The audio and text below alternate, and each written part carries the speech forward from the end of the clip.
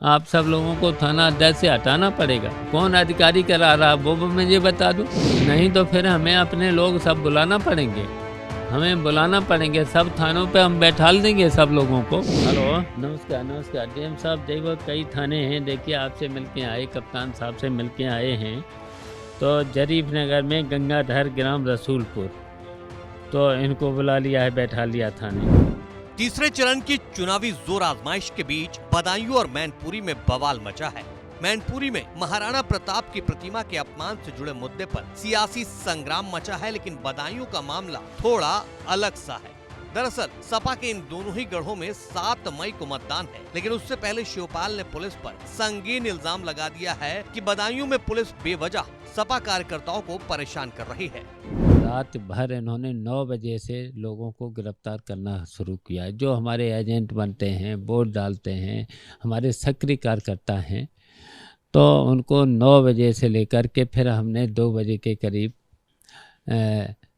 Police कप्तान को भी जगाया और इन सभी एसओज ने अपना सब भी बंद कर रखा था, बात भी नहीं कर रहे थे। और करीब 40 लोगों को इन्होंने पकड़ा, बैठाला थाने में। और इसी तरीके से बिलसी थाने के 31 लोगों को 151 में निर्दोष, कोई मुकदमा नहीं, कहीं कुछ नहीं उनके खिलाफ, तब भी 151 में बंद कर दिया है। शिवपाल यादव का इल्जाम है कि बदायूं में पुलिस सरकार के दबाव में काम कर रही है। यही वजह है कि शहर कोतवाली, थाना मूसा झाग, बिनावर, कुंवरगांव, रजपुरा, सहसवान, वजीरगंज के थाना अध्यक्ष लगातार सपा कार्यकर्ताओं के घर दबिश दे रहे हैं। थानेदार चुनाव को प्रभावित करना चाहते हैं। देखिए, प्रभारी निरीक्षक मूसा झाग, इसने 5-6 गांव में जा करके लोगों को प्रताड़ित भी किया है, गाली गलौज भी की है और तोड़फोड़ भी की है। इसका नाम है मनोज कुमार। शिवपाल यादव एबीपी संवाददाता से इन तमाम मुद्दों पर बातचीत कर ही रहे थे कि इसी दौरान किसी ने शिवपाल की तरफ मोबाइल फोन बढ़ाया। बातचीत से पता चला कि दूसरी तरफ कोई एसओ है। फिर शिवपाल ने एसओ की जमकर क्लास लगाई। हेलो, हाँ हाँ एसओ साहब, क्यों ये काम कर रहे हो? गंगाधर को क्यों उठाया? हाँ हाँ,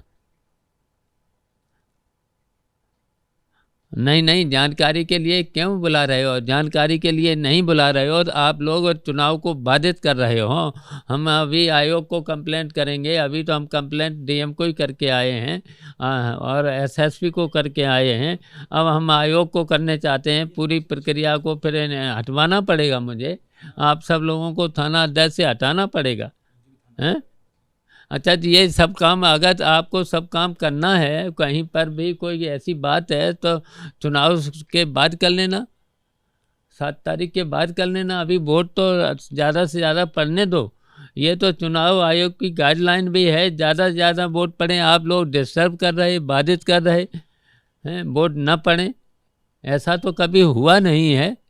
आप तो चुनाव आयोग की गाइडलाइंस को भी नहीं मान रहे हैं, हैं?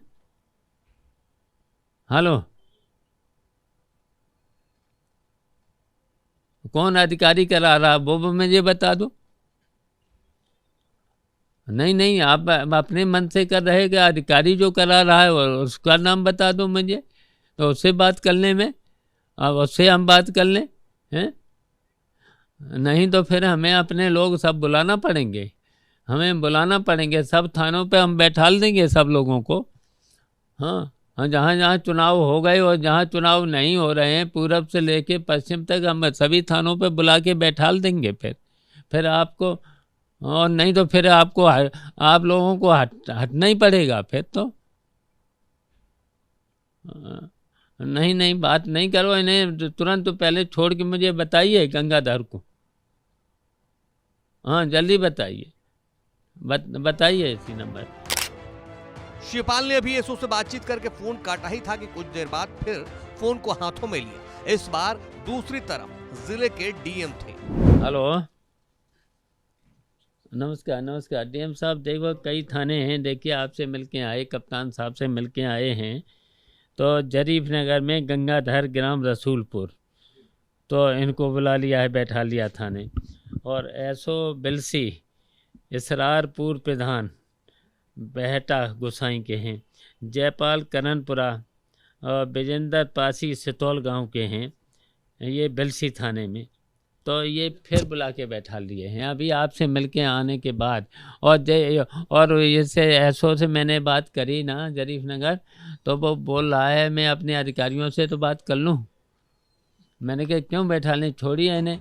तो इसका मतलब किसी न किसी अधिकारी का दबाव है। तो कप्तान साहब से बात करिए और कार्रवाई करें, नहीं चुनाव प्रक्रिया से इस पर एक्शन ले लीजिए 1-2 पर। हाँ तो एक्शन लेना पड़ेगा आपको। ठीक है, ठीक, अच्छा ठीक।